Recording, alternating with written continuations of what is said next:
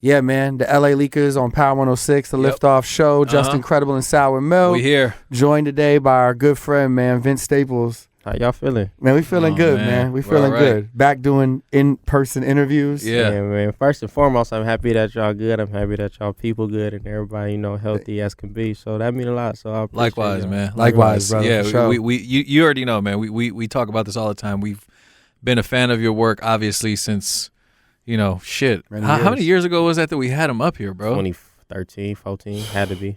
I remember going to the studio sessions and hearing stuff and pulling up and bro. hearing music early and y'all gotta hear my new stuff. I got some stuff. Not even just what we talking about now, but I got some other shit. Okay. Yeah. So let's talk about the new shit though. Law of Averages. It's the new single that's out right now, and is this, talk to us about the body of work that it's coming off of. Yeah, man. So like, it's always funny doing this on camera because we talk about this all the time. But it's like, just what is music now, and like, what is a single? Like, it's nothing. It's not a, you're not literally printing a single on a cassette, or a CD with the song, the remix, and instrumental. It's not that anymore. So I feel like it's just an introduction. So to me, I wanted to kind of set up something visually, and like just a certain pacing to kind of introduce, color palettes and introduce sonics and introduce tone of voice and certain things. Okay. And I feel like that's kind of how I picked this song to kind of go into this, to be the single, like just as far as like the subject matter, like the pacing of the flow and stuff of that nature, just trying to make sure that you able to kind of explain kind of what the mood of the project is going to be. And I feel like that's kind of what this signifies. So that's why I went with that first. And the project, it's not the longest project, it's short and to the point, but I was having a lot of conversations, and not to ramble, but I was having a lot of conversations, like, a couple of my homies from Creator and Alchemist, a lot of dudes that's always like, man, you always got such good stories. Why you don't put it in the music? Why you don't put it in the music? And I'd be like, bro, I told this exact same story 4 years ago on this song, blah, blah, but it's how it was shown. You feel me? It's like probably the production wasn't right. The tempo wasn't right. The tone of voice wasn't right. Things can get lost in translation. So with this, I just wanted the messages to kind of be at the forefront, and that's why it's self-titled. That's why the titles have those significant meanings, and that's how I'm coming with it right now. How does someone like you learn all this stuff, man? Like growing up musically, who's the one that put you on the music and kind of. So the crazy thing about it, I didn't really start listening to music until I started making music. Okay. And not for any pretentious reason, just because I'm 27, right? So when I was growing up, it was no rappers from out here, to my knowledge, based on my access. This is before the internet was really a big thing. You feel me? Like when I was in the third grade, 50 Cent in the Club came out. You feel me? So think about between there and to the points where I started making music, I was 15, 16, I guess. It was The Game. Yeah. Now you had Western Union and West Side Connection, things of that nature, but they weren't new. Right. You feel me? Like these were people that you knew about, that was like solidifying their own right. You got Pharrell. You got Corrupt pronounced up to 2001. You got Pharrell and Snoop, but it wasn't nothing that belonged to me or my generation. And then on top of that, you got Zooms and iPods.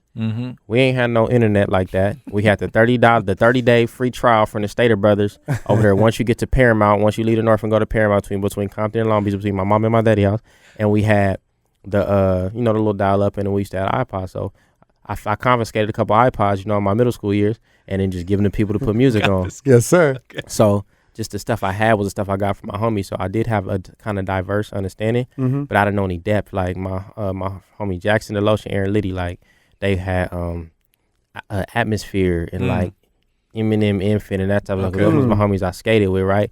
But then you got my homies like Tyrell Small and what was his name? Tyrell Small. You had Jay Williams. You had my homie Kai Bruss, and he a DJ Xxplosive. Shout out DJ Xxplosive. That's and right.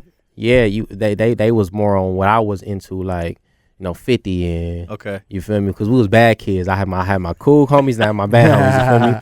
And then that kind of, but then my older homies like Pac and then Free Pac. My older homies was always listening to like Soulja Boy or like. Then that's when like Swayze and all those other things was out. So just my age, I was a kid. I was experiencing stuff. So I always.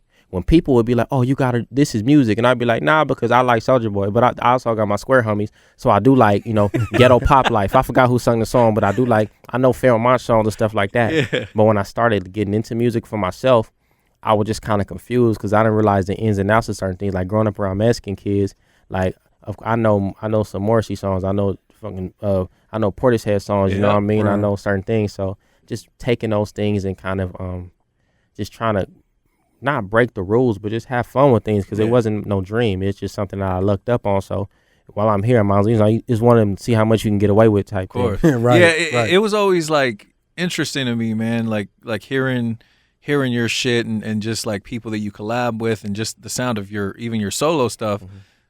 It's not what you'd expect, I guess, from a kid from the streets. You know what I'm saying? Like, and that's why I like it though. Yeah, because it's funny, right? Like, let's be honest. Really think about, well, at least the way I look at it. Look at, Barry White from the streets. Mm-hmm. You feel me? Like, Cypress Hill from the streets. Yeah. But they was making wonky, quote unquote, hip hop. You know what I mean? And then you got Ice-T, who come from, like, when you think about a lot of early hip hop, especially in California, like when you think about pop locking music and all this other stuff, like these dudes was making fun party records and they was like thugging. You know what I mean? True. So I feel like we kind of let the people that's not from here control the narrative of what we supposed to create. Yeah. I always like that about you, though. You really paint the right picture. Yeah, because, like, bro, we people at the end of the day, you feel me? Like, I got homies that's, like, you know, like I got, like, grimy, like, you know, homies that have been from 4 yard on down that's not turning on no aggressive gospel all day. All day, thugging, but, you know, on some Mary, it's weird. Yeah. But I come from a unique place, you know what I mean? You know, everybody comes from a unique place based on their vantage point, so I just try to share that in music. That's what's up, man. We appreciate that. Now, talk to us. Can we talk about the project or like? Yeah, man. Like, what you want to know? I mean, what can you give us? You said it's not that long of a project, so nah. We're gonna get right to it. It's gonna be like more like movie style. Like you just gonna hear like episodic is what I want to say. Almost. So it's like this, bro. Like.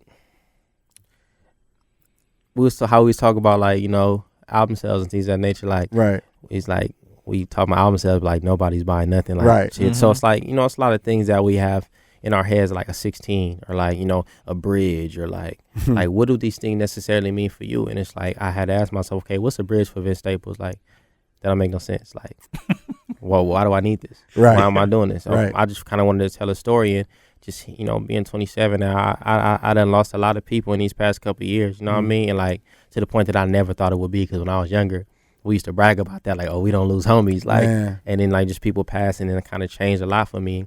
And you know, I talk to my mom a lot, like I really talk to my mom a lot, and just she's like, oh, you just get into that age, It's like it's gonna happen. She's like, get used to it. It's gonna keep happening, and just dealing with it, you know what I mean? And just like listening to what Tyler's saying, and Alchemist saying, you know, and whether it's Earl or just all these other people I know, JID, like, you know, I'm blessed to know some really good people in music.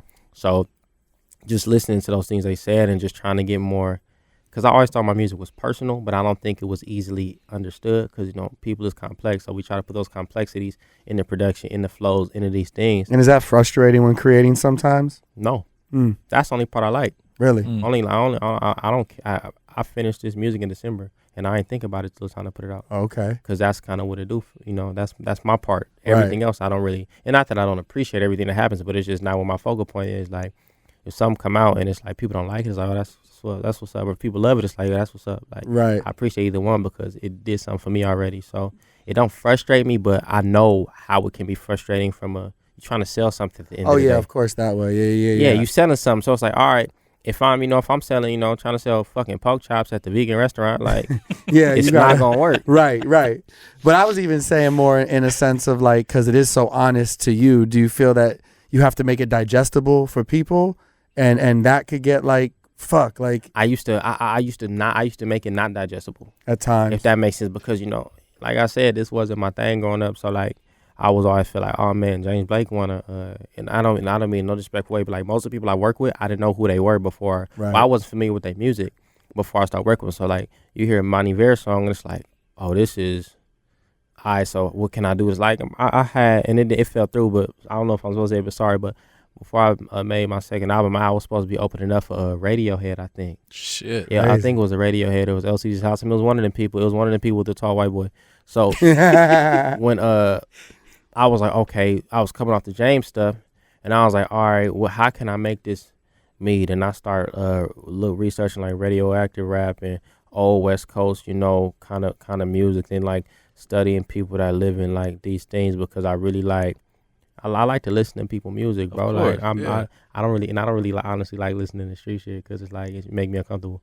So it's like, you know, I don't like walking around paranoid and stuff like that. We trying to let that stuff go. So yeah, man, just I used to try to make it complex because I always was hella grateful. Like, oh yeah, fool, like yeah, the homies like, oh, Little Juan, good, he got this, and he got that, and he got that. He able to do this, like, you know, see things on the internet and like opportunities, interviews, and things of that nature. But like me being a kid from the hood, it's like, all right, for sure. If I'm 17, 18, 19, and I was doing Summertime 06, and then all this beef cracked off because of Summertime 06, and we got to deal with this and this going this, I'm like, ooh, it's just kind of getting treacherous. And then I do one James Blake show. I open up for these motherfuckers, and I'm doing 15, 20 minutes, and they giving me $35,000. Shit. I was like, oh, I'm over here with it. You feel me? But it didn't really fulfill me. Yes, personally. makes sense. But when you see them numbers, like, and on third, that was the low point. And then when it got crazy at a point in time, coming to festivals and shit like that, like, but you know, at that point, I'm willing to sacrifice that for you know, trying to get the right messaging across that I can feel fulfilled by. Right. And is there someone that you could go to and like vent to about this type of shit? Like when you're going through something like that and you have to, you know, like, damn, should I go get this bag? But it's not making me happy. Like, is there someone you talk to about that? Like, yo, you know, Nah, for because advice? I'm never unhappy. I'm grateful, bro. Like if like I just be thinking about stuff. I was talking to my mama before I came here. I was still be thinking about stuff. It's like, man, you know what we done, and a lot of that's on the project too. But like, you know, we done been through and seen and like had to deal with. Like, I'm not worried about you. I can't be unhappy. Like it's impossible. It's free money. Mm-hmm. You get what I'm saying? It's Yeah. like it's like we actually call certain licks. Like, you know, we got high school. Oh, that's free money. It's free money. It's really free money, bro. And it's like my homies. I don't got no like, and I don't mean it's no disrespect way, but I don't really got no rap homies. Like all my homies is my friends I grew up with, like that I really talk to. So it's like, I don't live in LA. Like I still live, you know, back home damn near. So it's like you ain't never like when the last time you just see me walk around here? Yeah. I don't remember. Like, I was living in Santa Monica. Remember like 2014. After that, I was like, I'm going back home. So yeah, it's I just kind of learn and just deal with it. Like, of course you got, but me and Tebe, we don't talk about music. Me and Kenny don't talk about music. Me and J.I.D. don't talk about music. I don't talk about music with Joyce. I don't talk about music with no. I don't talk about music with Snow. I don't talk about music with nobody. Not even Dahi. Me and Dahi have never talked about music a day in our lives. Shit. Not once. But that's my homie. So like, you feel me? Like he taking his son to the pool. Like Mike Luzwaro, he taking his son to the park. Like that's what I care about because I'm that kind of dude. So Right. I just kind of fill it out in the music, which is good because to me, I don't want no perfect track record. I want stuff that I like. I want stuff I don't like. I want something to be like, man, why I do that? Or, man, this song should have been longer. I'll be listening to songs like, man, I'm a little bit off beat. Or I should have did this verse instead of that. Like, you know, keep it refreshing for me. Right. Right. Oh, man. That's what's up. The new song is called Law of Averages off what's going to be the self-titled project. Yeah, self-titled project. We look forward to hearing more of those joints, man. And, you know, please come back through or we'll pull up on you. Yeah, definitely. When you're ready to put that out, man. Hold on. I got a question to ask you, though, man, because I know you were very vocal about basketball on Twitter. Lakers got bounced. Oh. I was like, is he going to go there? Okay. Bro. Clippers are still here, but they're injured. What you think's going to happen, man? Bro, look, man. This thing about basketball, right? I don't really dislike nobody, so like I don't really mind. Like, it's funny. When I told people I liked the Clippers, I was going to Clippers games when I was a kid. Everybody automatically made it seem like I just hated the Lakers. Yeah. And I really like LeBron. He's a really nice guy. Yeah. Like a really nice guy. So I really kind of wanted them to do good. Of course, I want the Clippers to do good, and the next closest thing is Phoenix. So I wanted them to do good. Yeah. Steph Curry can't play. Was like, we looking pretty whoop, bro. It's gonna be somebody where it's cold at is probably gonna end up winning it. On the East. Or even Utah, it's cold out there too. True. Yeah, that's true. I just feel like it's such a fucked up season, man, because like there was so many injuries, bro. LeBron got hurt, AD got hurt, Kyrie's out, Kyrie's hurt. Harden was out, Kawhi is out now, yeah. CP3's out. The CP3 shit. Like, bro, It's because they be driving them sports cars. Them is bad for your back. Too big. That's what it See, is. you 6'8" in a Ferrari, like your ACL gonna be destroyed, demolished. Y'all need to go get you a Dodge Durango, something with some nice seats, a Toyota Escalade. I mean, a Toyota or Escalade. Facts. Something That's nice, real man. shit. Get you a FJ Cruiser, something that off-road. They be trying to be in the small cars, the Porsches and shit like Get that. you a Hyundai Genesis. Them is cold. That's what saved Tiger. So if He did. it saved I Tiger, drove that bro. shit. Get y'all one of those. Yeah, I drove Shout that out joint. Hyundai, man. We need a LA Leakers Hyundai Genesis. Talk to him. Yeah, we need man. that. And I know, and the homie told me the secret. I know y'all be giving people free cars to drive around and post. So I know Facts. I'm not gonna say no names, but I know y'all names. You know what I'm saying? But yeah. Yo, I love Yo, it. one of my favorite people, man, Vince. Facts. We appreciate you, bro. Listen, dog. The door's always open here. Always. Anything you need from us, man. And I really mean that, dog. Like Nah, it's that's all love, it's bro. been like that forever. So Definitely beyond the music, man. yeah, we appreciate your Oh, yeah, time. fuck the songs. They just songs, bro. At the end of the day, the songs don't matter without people, bro. Yeah. And that's one thing that everybody got to know. The songs do not matter without people. So appreciate the people in your life. Appreciate the people that cross your path, man. And everything will go well for you. No doubt, man. Oh, man. Thank you for being here, man. Nah, it's all good. Power 106, LA Leakers Liftoff Show. Yes, Yep. sir.